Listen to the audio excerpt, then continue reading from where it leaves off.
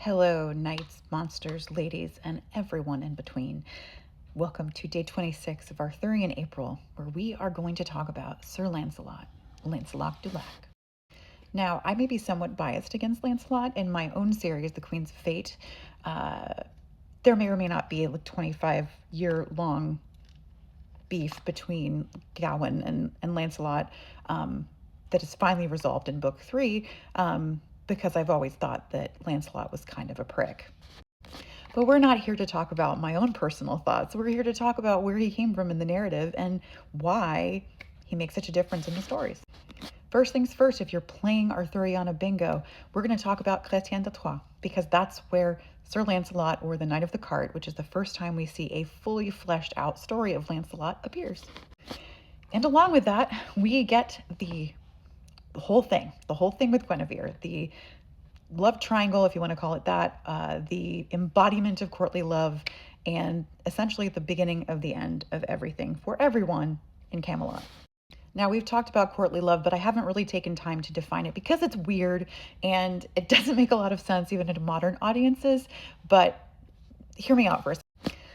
So kind of the first part about courtly love that you need to know is that it's supposed to be outside of marriage or attainability, right? It is this idea that you fall in love with someone that you cannot have or should not have, but very often you end up having in one way or another. It essentially casts the woman as an almost goddess-like person that changes the dynamic between man and woman and drives the man, almost always a man, right? Because this is, anyway, to the point of despair, create mental anguish, all of these things. In order to forward their story, to prove his worth, he has to undergo all kinds of trials and tribulations. Usually there's adventures and quests to prove himself. There are also all kinds of little rules and little tropes that you see in courtly love tales, which start in like the 9th century or so in the troubadour tradition and get adapted into the Arthurian chivalric tradition as well. In Tristan and Isolde from yesterday, one of the versions of when Mark finds them in their love grotto, they're able to trick him into thinking that they're not consummating their affair because there's a sword between them as they're sleeping next to each other. This is a motif that we see quite often in courtly love stories, and it's kind of like a physical barrier between two people who happen to be asleep and vulnerable next to each other. Yeah. And this courtly love stuff is perfect for Lancelot because on one hand, he's literally the most talented, the most righteous knight that has ever come to court. And of course, he has this one absolutely horrible flaw that ends up toppling the entire kingdom. He's also considered one of the foundlings. So there's a couple of other folks that have similar upbringings, but essentially Lancelot is raised outside of court, typically by Vivian or the Lady of the Lake, depending on your telling, and is presented at court in an anonymous fashion, and essentially at games, jousts, etc., tournament, wipes the floor with everybody else and then reveals himself at the very end. That was one of my favorite scenes to write, just FYI. Lancelot is a character of intense contrasts, and so is courtly love, right? There's this spiritual connection between these two people, but there's also like the super carnal, erotic connection as well. And he and Guinevere go back and forth. There's tons of drama. Once they are revealed to be in an active affair, there is abductions. People try to burn her at the stake, of course, and all the factions kind of fall into a civil war on either side of the story. It doesn't end well. Essentially, the kingdom is torn apart. By the end of it, Arthur is dead, and Lancelot and Guinevere both retire or are forcibly retired to a monastery and an abbey where they live out their days alone in penance for the horrible things that they've done. Mallory is a great example that like almost everybody dies except for them and a handful of other people by the time the book is over. So the price was pretty high for their whole relationship.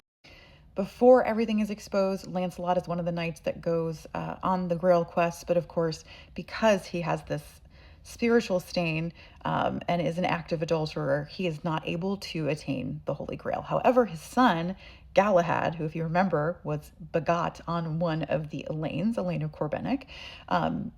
Essentially, Galahad is the perfected knight, the son of Lancelot, and without this stain and difficulty. One of the things I do like about Lancelot is that he struggles with mental health.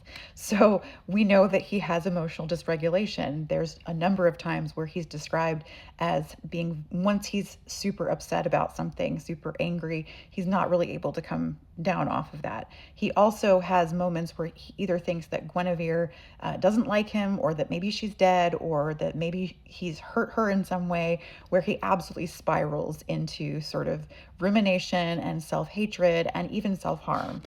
At one point, Lancelot thinks that Guinevere is dead, and they parted on very bad terms, and he tries to off himself, and he's thankfully saved by some of his friends. But when he is finally put back to rights, he has some very sad things to say. He says, "I don't know which hates me more, life who wants me, or death who refuses to take me. Thus they both destroy me.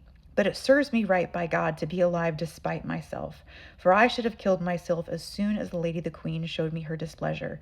She did not do so without reason. There was certainly a good cause, though I do not know what it was. Yet had I known, I would have reconciled myself to her in any way she wished, so that before her soul went to God, she might have forgiven me." So again, this religiosity and almost dual worship of Guinevere and her judgment and her thoughts over him, conflated with his need to be forgiven in the face of God, and for her too as well, because in his mind she died an adulteress.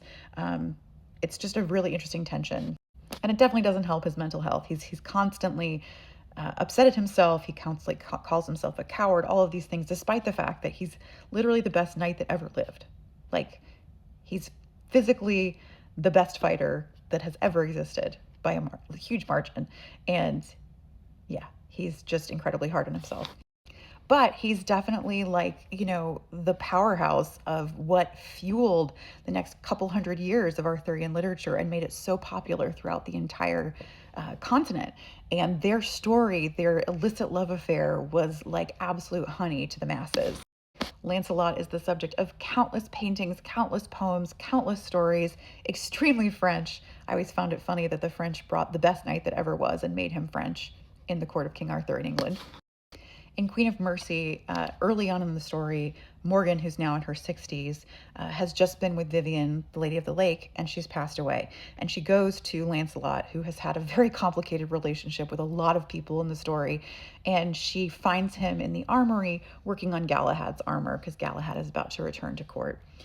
After some significant searching, I found Arthur's prized knight alone in the armory, bent over a work table with a full suit of armor before him. Though no smith himself, having been raised by Vivian but never apprenticed, he was still fastidious about armoring details. With Galahad preparing for his next tournament, I imagined his father wanted to ensure he had the proper equipment. I was not surprised to recognize the sword as cross sigil Lancelot had adopted since his conversion some years before, upon the gleaming breastplate before him. Though the cross predated the Christians by a considerable amount, he and Arthur were forever seeing crosses and symbols on every corner, especially when it came to swords. In the years since I'd known him, Lancelot had retained his vigor in an almost uncanny way. Though his temples were gray and his eyes lined with the passage of time, he was still as spry and lean as when he first appeared at court, and nearly murdered my nephew Gawain in the tournament. That detail was hard for anyone who had seen it to forget. I never let go of that knowledge, knowing for all his professed gentleness and temperance, there lay a murderous monster inside of him, incapable of mercy, and rarely let out. So yes, my Lancelot is a very complicated man, but so is the entire inheritance of Arthuriana. And I hope I put enough little Easter eggs and surprises in there that even someone who loves Lancelot can at least see him in a slightly different mode. Anyway, see you tomorrow.